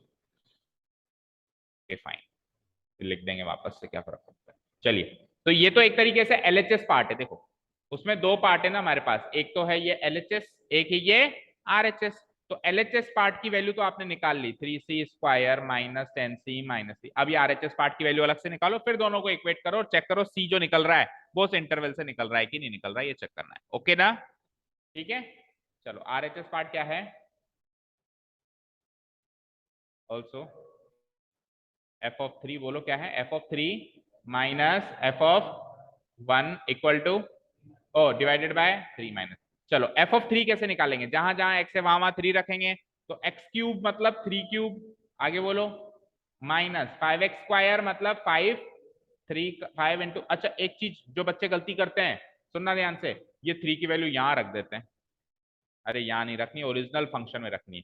वो एफ ऑफ 3 कह रहा है, हाँ अगर वो एफ डैश 3 कहता, अगर वो क्या कहता एफ डैश 3, तब ये 3 कहां रखने में आता, एफ डैश एक्स में रखने में आता। समझ रहे हो? आगे ऐसे क्वेश्चंस आएंगे एप्लीकेशंस में जहां पे ये एफ डैश एक्स में रखना पड़ेगा जब अपन मैक्सिमम मिनिमा पढ़ेंगे। चैप्टर नंबर 6 का लास्ट पोर्शन है मैक्सिमम मिनिमा, तब ये 3 की वैल्यू इसमें रखनी पड़ेगी उसमें नहीं रखनी पड़ेगी। यहाँ पे साफ साफ वो एफ ऑफ 3 कह रहा है तो ये 3 वहां रखना है। समझ गए ना? क्लियर है ना? Make it very clear. तो 5 इंटू 3 का स्क्वायर माइनस 3x का मतलब है माइनस 3 और x की जगह अगेन 3। ये पूरी चीज तो अभी केवल और केवल एफ ऑफ 3 आई है, माइनस अब एफ ऑफ 1 भी चाहिए। समझ रहे हो? अब क्या करना है, जहां जहां x था वहां वहां 3 रखा आपने, अब जहां जहां x है वहां क्या रख दो, 1 रख दो। रखें, ओके, ब्रैकेट खोलो। हाँ, तो 3 का क्यूब था, तो अब क्या करूंगा, 1 का क्यूब, 1 रखना है ना एफ ऑफ 1 में, माइनस 5 इंटू 3 का स्क्वायर था, तो क्या करूंगा 1 का स्क्वायर, फिर माइनस 3 इंटू क्या करूंगा 1, और ब्रैकेट क्लोज। ठीक है, तो ये तो हो गया मेरा एफ ऑफ 3, ये हो गया मेरा एफ ऑफ। अगर कंजस्टेड लगे तो हम अलग से भी सॉल्व कर सकते हैं, पहले अलग से इसको सॉल्व कर दिया, फिर अलग से इसको सॉल्व कर दिया, और सीधे उनकी जो वैल्यू आई यहाँ पे पुटअप कर दी, वो तरीका भी कर सकते हैं। और चाहो तो ऑन द गो जैसे कर रहे हैं वैसे के वैसे कर सकते हैं। और डिवाइडेड बाय व्हाट, 3 माइनस 1 तो है ही, जो अगली स्टेप में 2 कर देना, 3 माइनस 1 2। चलो आगे सॉल्व करते हैं। 3 का क्यूब क्या होता है, क्या बोले 27, माइनस 3 का स्क्वायर 9, 9 5 जा 45, 3 3 जा 9। अब बाहर माइनस साइन है तो अंदर के साइन चेंज कर देना, माइनस 1 का क्यूब 1, 5 इंटू 1 का स्क्वायर माइनस 5, लेकिन बाहर माइनस है तो प्लस 5, माइनस 3 और बाहर माइनस है तो plus 3, whole divided by what 2, whole divided by 2। Positive positive एक बार काउंट कर लो कौन कौन से पॉजिटिव, पॉजिटिव देखो कौन कौन से, 27, 5 एंड 3 कितने हो गए, 27 और 3 30, 35, 35 हो गए ना, 27 और 3 30, 30 और 5 35, तो पॉजिटिव तो हो गए 35, और नेगेटिव काउंट करो कौन कौन से, -9, -1, -10, -55, माइनस का 55 डिवाइडेड बाय 2, तो 35 माइनस 55 इज माइनस का 20 divided by 2, that means what, minus का है। तो अब वो जो एफ डैश सी आया था उसको 0 से इक्वेट कर रहे थे रोल्स थ्योरम में, इस क्वेश्चन में -10 से इक्वेट कर दो और सी की वैल्यू निकाल दो। क्लियर, इस क्वेश्चन में किससे इक्वेट कर दो, इस -10 से। भाई उसमें हम क्या करते थे, F dash C equal to 0 करते थे रोल्स थ्योरम में। अभी 0 से इक्वेट नहीं करना है, जो ये वैल्यू आई है इससे इक्वेट करना है। ठीक है ना, यही बस चेंजेस है मीन वैल्यू थ्योरम। ठीक है, तो नाउ बोलो एफ डैश सी क्या आया था मेरे पास, एफ डैश सी क्या आया था बोलो, ऊपर लिखा है ना हमने कहीं, 3c square, 3c square -10c -3, और इक्वल टू किससे इक्वेट करना है आपको, -10। इस इक्वेशन को सॉल्व करके c की वैल्यू निकालनी है, तो -10 को भी इधर बुलाओ, तो it will be 3c square -10c -3, -10 इधर आके +10 हो जाएगा, तो फाइनल जो क्वाड्रेटिक इक्वेशन बनेगी 3c स्क्वायर -10c, -3 + 10 क्या होता है +7। अब इस इक्वेशन को सॉल्व करना है, 3 तरीके सीखे थे अपन ने क्वाड्रेटिक इक्वेशन को सॉल्व करने के लिए, फैक्टराइजेशन, कंप्लीटिंग स्क्वायर और श्रीधर आचार्य जिसको अपन क्वाड्रेटिक फॉर्मूला बोलते हैं। तो फैक्टराइजेशन से ही अपन आगे बढ़ते हैं। देखो ऐसे दो नंबर सोचो जिनका प्रोडक्ट तो आता हो 21 और सम आता हो -10, तो -10 है ना बेटा, तो -7 और -3, क्योंकि माइनस है ना, तो -7 -3 तो होता है -10, और -7 इंटू -3 +21 हो जाता है। ठीक है, तो इसको कर दो split, splitting the middle term भी बोलते थे, इसको याद है, तो 3 के बगल में 3 लिख दो, चलो पहले -3c -7c +7 = 0। कोई डाउट, आगे तो बच्चों का खेल है आपके लिए। 3c कॉमन क्या बचा, c -1, वहां से -7 कॉमन, c -1 इक्वल c+1, क्यों माइनस, माइनस ले लिया ना कॉमन, तो आप मल्टीप्लाई वापस करके देखो ना, -7 इंटू -1 +7 होता है ना, ओके, तो c -1 अगेन कॉमन, एंड अंदर क्या बचेगा 3c -7 = 0। तो यहां से c की दो वैल्यूज कौन सी निकली, एक तो c की वैल्यू 1 या फिर c की वैल्यू 7/3, यस और नो। एक बार इसको 0 से इक्वेट करेंगे तो c की वैल्यू 1 आएगी, एक बार इसको 0 से इक्वेट करेंगे तो c की वैल्यू +7/3 आएगी, आएगी नहीं आएगी, बोलो कशिश। इसको 0 से इक्वेट करेंगे 7 उधर जाएगा, 3 नीचे जाएगा, 7/3 आएगी ना, क्लियर है। अच्छा जी, अब उसने क्या कहा था, एक तो सी मिलेगा जो उस इंटरवल में, तो आपको तो 2 सी मिले, बस आप एक चेक करो कि इसमें से एक तो उसमें से है क्या। अगर एक भी मिल जाता है तो मीन वैल्यू थ्योरम वेरीफाइड, और अगर नहीं मिलता है तो फिर से चेक करो, क्योंकि वेरीफाई तो होती है। तो ऐसे मत लिख लेना कि नॉट वेरीफाइड, नॉट वेरीफाइड तो आपकी गलती की वजह से हुई है, क्योंकि वेरीफाई तो होती है थ्योरम में भाई, कहीं पर भी फेल थोड़ा हो सकती है। ठीक है, दोनों नहीं है, ओपन इंटरवल में चेक करने पड़ते हैं। C can not be A and B, C की जो वैल्यू है ना उस ए और बी के बीच में होनी चाहिए, ना ए होनी। 7/3 ही है, एक ही मिला है, 1 तो एंड पॉइंट ही है ना, ठीक है। तो मैं क्या लिख देता हूँ यहाँ पे, हेयर कौन सी वैल्यू देती है, 1 थोड़ा ना देती है, 7/3 देती है ना। तो सी 7/3 का मतलब समझ रहे हो ना, लगभग कितना हो गया ये, 2.3333 थे। तो 2.333 हमारा इंटरवल क्या था, 1,3। तो 1,3 के बीच में ये नंबर आएगा नहीं आएगा, 2.333 आएगा ना, आएगा कशिश, ठीक है। तो हेयर सी इक्वल टू 7/3, ये वाली वैल्यू मुझे गिव्स, ये वाली वैल्यू मुझे एफ डैश सी की value f(3) minus f(1) divided by 3 - 1 के बराबर देती है। भाई c की ये वाली वैल्यू एफ डैश सी की वैल्यू उसके बराबर करके देती है ना, और ये वाली वैल्यू उस इंटरवल में भी है also c equal to 7/3 also belongs to the interval open interval 1,3. Hence mean value theorem verified. Hence mean value theorem verified. Clear है, क्लियर है, समझ आया सभी को। अब इसमें एक एक्स्ट्रा क्वेश्चन भी, अभी तो आपको ये भी पता लगाना है कि एफ डैश सी की वैल्यू 0 कब कब आती है। अभी अपन ने एफ डैश सी की वैल्यू 0 नहीं रखी थी, क्या रखी थी, -10।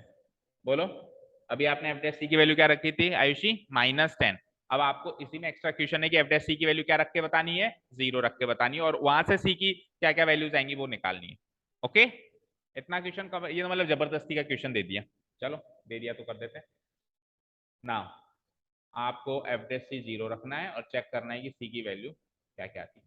था ना उसमें एक्स्ट्रा क्वेश्चन, देखो, find all C belong to for which F dash C equal to 0। तो एफ डैश सी 0 रख दो, बोलो एफ डैश सी क्या था, फिर से बोलो, 3c² -10c -3 इक्वल टू क्या रखना है, 3।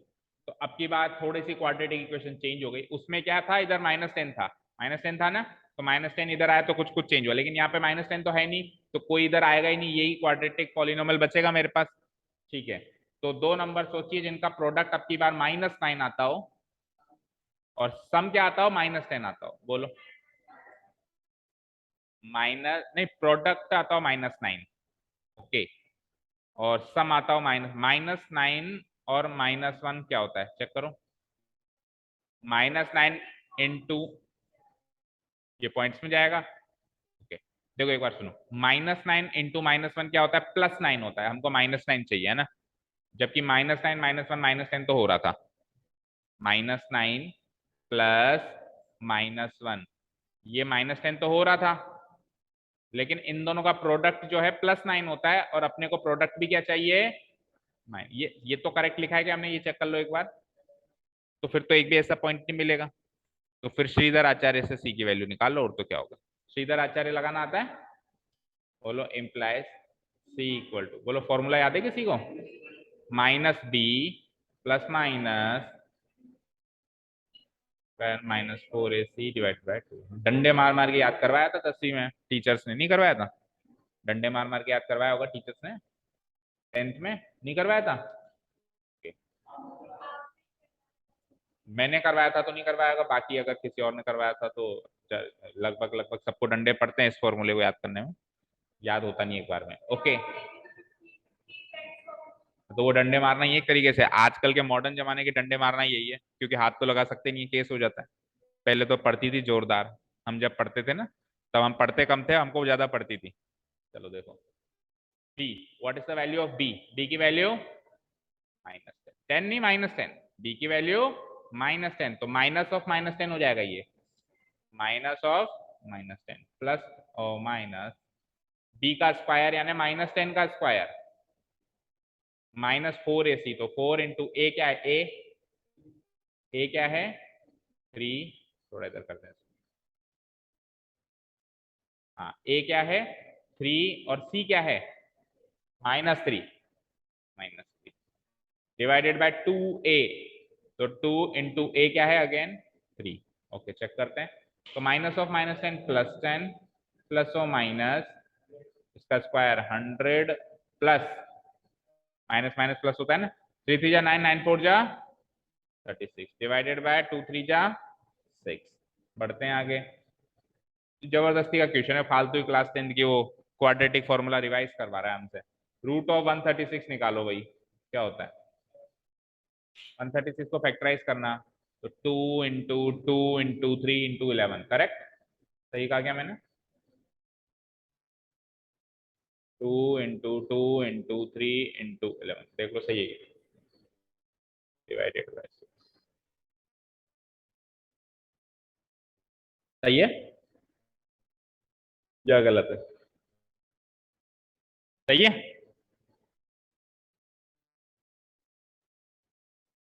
गलत है?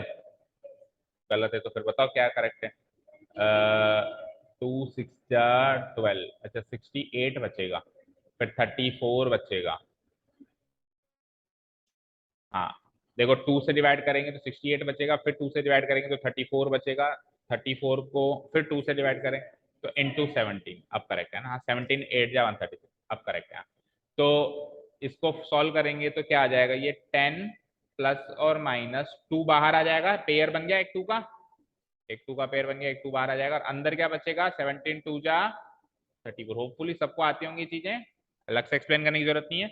ओके 2 को कॉमन ले लो वहां से, तो 2 कॉमन लेते ही क्या बचेगा, 5 प्लस और minus root 34 whole divided by क्या था 6, ये से कट जाएगा, तो फाइनल आंसर इज, अब तो कुछ कॉमन आ भी नहीं रहा, 5 प्लस और माइनस रूट 34 डिवाइडेड बाय 3। तो 2 सी मिले हैं, एक सी तो मिला है मुझे 5 प्लस रूट 34/3, और दूसरा सी मिला है मुझे 5 माइनस रूट। और ऑब्वियसली ऐसे इरेशनल वैल्यू ही मिलेगी आपको, रैशनल वैल्यू नहीं मिल सकती, क्योंकि रैशनल वैल्यू मिलनी होती तो वहां से ही मिल जाती जब अपन 2 नंबर सोच रहे थे।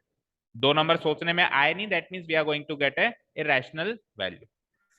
ठीक है, तो उसने पूछा था एसएससी बताओ जिसमें एफएससी 0 होता है, ये वो सी है, ये वो सी आंसर। सी की तो वैल्यू है, सी सी सी सी सी सी लेके रहना, कॉपी पेस्ट करते जाना लास्ट तक, है ना? ठीक है, अब कवर हो गया ये पूरा क्वेश्चन, है ना? मेन बात जो थी वो तो मीन वैल्यू थ्योरम की थी, ये तो एक्स्ट्रा है, इसको तो इग्नोर करो, है ना? आती है सबको। चलो लास्ट क्वेश्चन की तरफ चलते हैं। देखो थोड़े लेंदी मानता हूं मैं इन क्वेश्चंस को, लेकिन बहुत इजी है, मतलब ये एक्सरसाइज तो एक बार पढ़ने की है, बस बस अच्छे से पढ़ लो, दोबारा देखने की जरूरत ही ना पड़े। ओके चलो लास्ट क्वेश्चन कौन सा बचा, थर्ड। इफ एफ जिसकी डोमेन है -5 से 5 और रेंज है any real number, that means इसमें एक्स की वैल्यू क्या लेनी है आपको, क्या लेनी है? देखो जो डोमेन होती है वो एक्स की वैल्यू होती है, जो रेंज होती है वो वाई की वैल्यू होती है। डोमेन मतलब आप फंक्शन में एक्स क्या क्या डाल सकते हो, और रेंज मतलब उसमें से वाई क्या क्या मिल सकता है, all the inputs all the outputs, जो जो मैं इनपुट डाल सकता हूं वो तो कहलाती है डोमेन, और उससे आंसर में क्या क्या आ सकता है उसको क्या कहते हैं, रेंज। तो ये रेंज तो है, यहाँ पे आर का मतलब रेंज नहीं है, यहाँ पे आर का मतलब रियल नंबर है। यहाँ पे आर का देखो, एनीथिंग जब अपन ऐसे लिखते हैं ना, तो ये चीज होती है डोमेन, क्या होती है, अगर एक फंक्शन के रूप में लिखा जाए जैसे एफ सच दैट, तो ये चीज होती है डोमेन, और ये चीज होती है रेंज। अब यार रेंज में अगेन आर लिखा हुआ है, तो इस आर का मतलब रेंज नहीं है, ये तो एरो के बाद जो चीज होती है वो रेंज होती है, लेकिन इस आर का मतलब क्या है यहाँ पे, रियल नंबर। दैट मीन्स इसकी रेंज कोई भी रियल नंबर है और इसकी डोमेन है -5 से 5। Is this clear? अब क्या करता है, ये कह रहा है कि मान लो कि वो डिफरेंशिएबल फंक्शन है। पता है क्यों कह रहा है कि मान लो, क्योंकि फंक्शन ही नहीं दिया। जैसे हर एक क्वेश्चन में फंक्शन दिया, ये फंक्शन ये फंक्शन ये फंक्शन ये फंक्शन, यहाँ पे आ जाओ ये क्यूबिक क्वाड्रेटिक फंक्शन, ये क्यूबिक फंक्शन, और ये तो सेम यही है, सब क्वेश्चन में फंक्शन है ना। इस क्वेश्चन में कहीं पर भी फंक्शन गिवन है क्या भाई, एफ एक्स इक्वल टू ये, एफ एक्स इक्वल टू ये, ऐसा कोई फंक्शन गिवन है क्या? गिवन ही नहीं है। तो जब फंक्शन ही गिवन नहीं है तो पता कैसे लगाओगे कि कंटिन्यूअस है कि डिफरेंशिएबल? जैसे मान लो पॉलिनोमियल फंक्शन आता तो आप लिख देते कि it is a polynomial function so it is continuous and differentiable. Greatest integer function आ जाता आप कहते थे greatest integer function therefore it is not continuous, it is not differentiable. लेकिन फंक्शन ही नहीं तो क्या लिखोगे, सोचोगे थोड़ा ना क्या होगा। तो इसीलिए जब आप नहीं पता लगा सकते ना, आप नहीं पता लगा सकते, इसलिए उसने खुद ने डिक्लेयर कर दिया कि डिफरेंशिएबल है। अब आप कहोगे सर कंटिन्यूअस डिक्लेयर नहीं किया उसने, जो डिफरेंशिएबल होगा वो देखो हर कंटिन्यूअस फंक्शन डिफरेंशिएबल नहीं होता, लेकिन हर डिफरेंशिएबल फंक्शन कंटिन्यूअस जरूर होता है। Is this clear? वही बात है कि हर 12वीं में पास बच्चा 10वीं पास है, पर हर 10वीं पास 12वीं पास नहीं। ओके ना? क्लियर? चलो, तो if F dash x does not vanish होने का मतलब होता है समाप्त होना। एक वो डिटर्जेंट भी आता है वैनिश, मतलब कीटाणु उसमें सफाया हो जाते हैं, व्हाइट हो जाती है पूरी शर्ट। ठीक है, वैनिश मतलब सफाया हो जाना, दैट मीन जीरो बन जाना। तो ये क्या कह रहा है कि एफ डैश एक्स कभी भी जीरो नहीं बनता है, यानी F dash X is not equal to zero. Language change कर दी बस पागल बनाने के लिए, कंफ्यूज करने के लिए। ठीक है, थोड़ी आपकी वोकैबुलरी चेक करवा रहा है, ये ग्रामर चेक करवा रहा है आपकी, है ना? तो F dash x does not vanish का मतलब है एफ डैश एक्स जीरो नहीं बन सकता एनीवेयर, मतलब इस इंटरवल में। तो एक्स की वैल्यू जब आप ये लोगे ना -5 से 5, तब एफ डैश एक्स कभी भी जीरो नहीं बनेगा। अच्छा जी, अब प्रूव क्या करना है? प्रूव आपको ये करना है कि F of -5 is not equal to F of. आपने अगर अंदाजा लगाया हो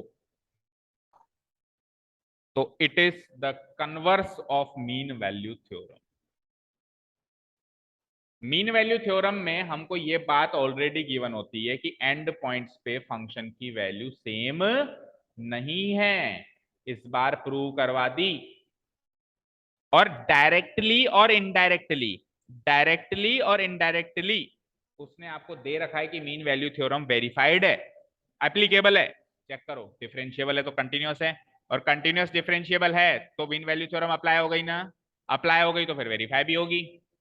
जो चीज एप्लीकेबल है वो वेरीफाइड भी है, या तो एप्लीकेबल ही मत करो। ठीक है, क्लियर है? तो is this not the question of converse of mean value theorem? Of course it is. Okay, शुरू करें। चलो, इसको कैसे हम लिखेंगे? पहले फंक्शन लिख लेते हैं। here the given function fx is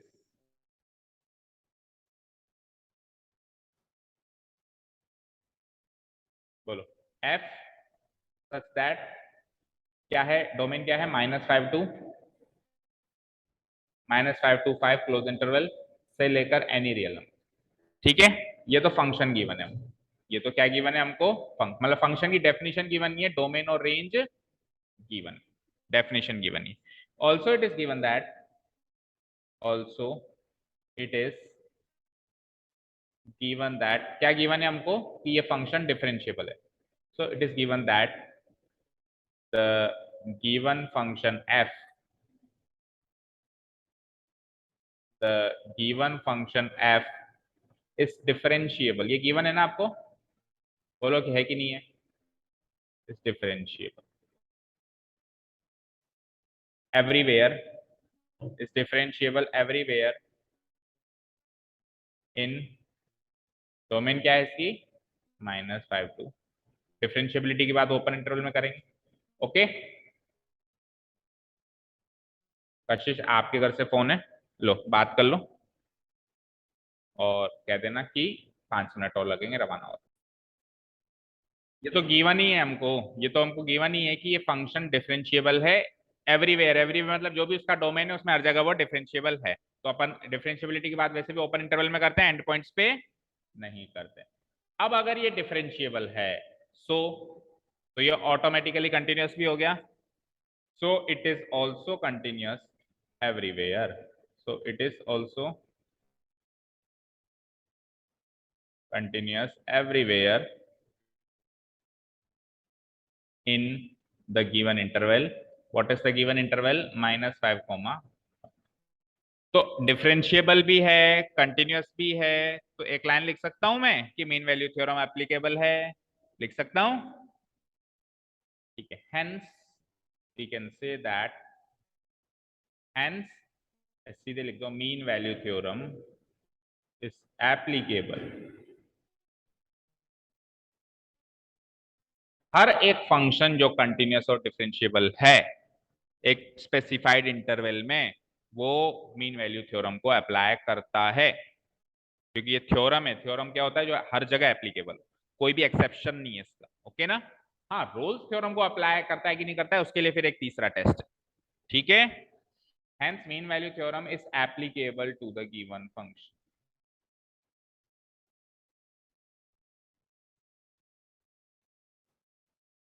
to the given function, function का नाम f है, गिवन फंक्शन f। ठीक है। अब अगर मीन वैल्यू थ्योरम एप्लीकेबल है तो मैं एक बात लिख सकता हूं, क्या लिख सकता हूं, देयरफॉर मैं एक बात लिख सकता हूं, क्या, कि f dash C equal to F of b minus F of a divided by b में। मीन वैल्यू थ्योरम जहां जहां एप्लीकेबल है वहां पे ये बात लिखी जा सकती है, यस और नो, बोलो, लिखी जा सकती है ना? ठीक है, ओके। अब यहाँ पे बी और ए की क्या क्या वैल्यूज है मेरे पास,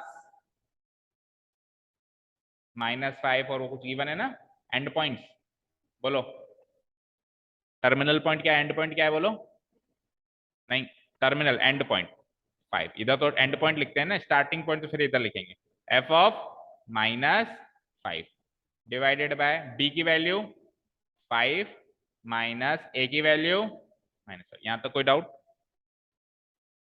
ओके। अब उसने क्या कहा था कि f dash c does not vanish, उसने क्या कहा था कि f dash x does not vanish, that means f dash x की वैल्यू 0 नहीं हो सकती। तो यहाँ पे ये एलएचएस में जो भी वैल्यू हो, बट ये कभी भी 0 तो नहीं हो सकती ना, तो मैं इसको इक्वल टू, अगली स्टेप में क्या करूंगा, इस इक्वल टू को तो बना दूंगा नॉट इक्वल और एफ डैश सी को लिख दूंगा 0। समझ आया?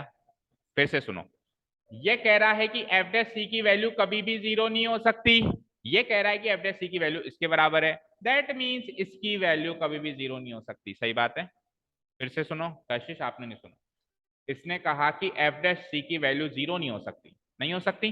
फिर इसने ये भी कहा कि एफ डैश सी की वैल्यू इसके बराबर है, तो इसका मतलब अल्टीमेटली इसकी वैल्यू 0 नहीं हो सकती।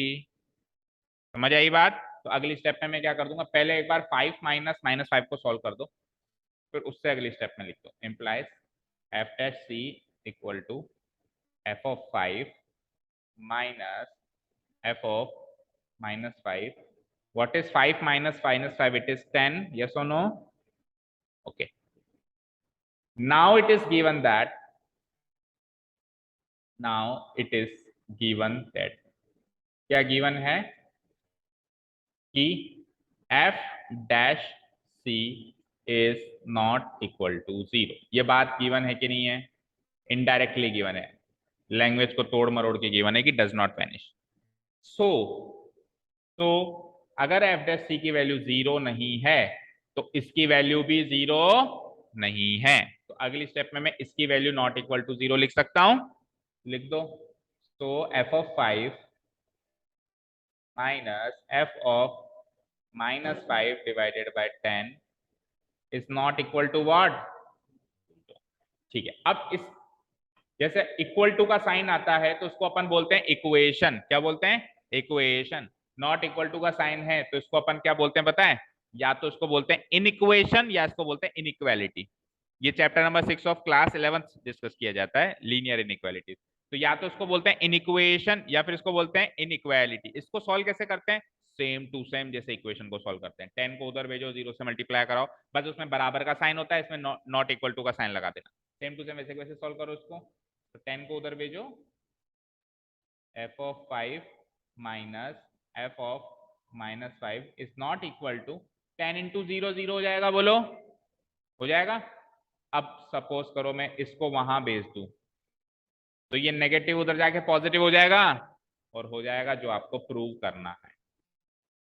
तो एफ ऑफ 5 ये माइनस ऑफ एफ ऑफ -5 उधर बीच में नॉट इक्वल टू का साइन आज भी नॉट इक्वल टू का साइन ही रहेगा और उधर जाके क्या हो जाएगा, एफ ऑफ माइनस। यही तो प्रूव करना था। मीन वैल्यू थ्योरम का उल्टा ही तो प्रूव करना था कि मीन वैल्यू थ्योरम एप्लीकेबल है तो 100% एंड पॉइंट्स पे फंक्शन की वैल्यू सेम नहीं है। रोल्स थ्योरम एप्लीकेबल होती तो फिर 100% क्या होता, फंक्शन की वैल्यू यहाँ पे सेम आती, यहाँ पे क्या आती, सेम आती। क्यों? फिर इक्वल टू 0 लिखते हैं, फिर ये जहां जहां पे नॉट इक्वल लगा रहे हैं वहां पे इक्वल टू लगाते, इक्वल टू लगाते तो आखिरी में भी इक्वल टू ही आता, तो कॉमन सेंस की बात है। तो ओके ना, तो दिस इज इट। उसने कहा था कि prove that this is not equal to, हमने प्रूव कर दिया। क्लियर है बेटा? Mean value theorem, Rolle's theorem. अगर किसी ने इंट्रोडक्शन ना भी पढ़ा हो, वैसे तो पढ़ना चाहिए इंट्रोडक्शन भी आपको, जो जो उस दिन एब्सेंट था, शायद तनिष्क आप एब्सेंट थे, पढ़ा आपने इंट्रोडक्शन?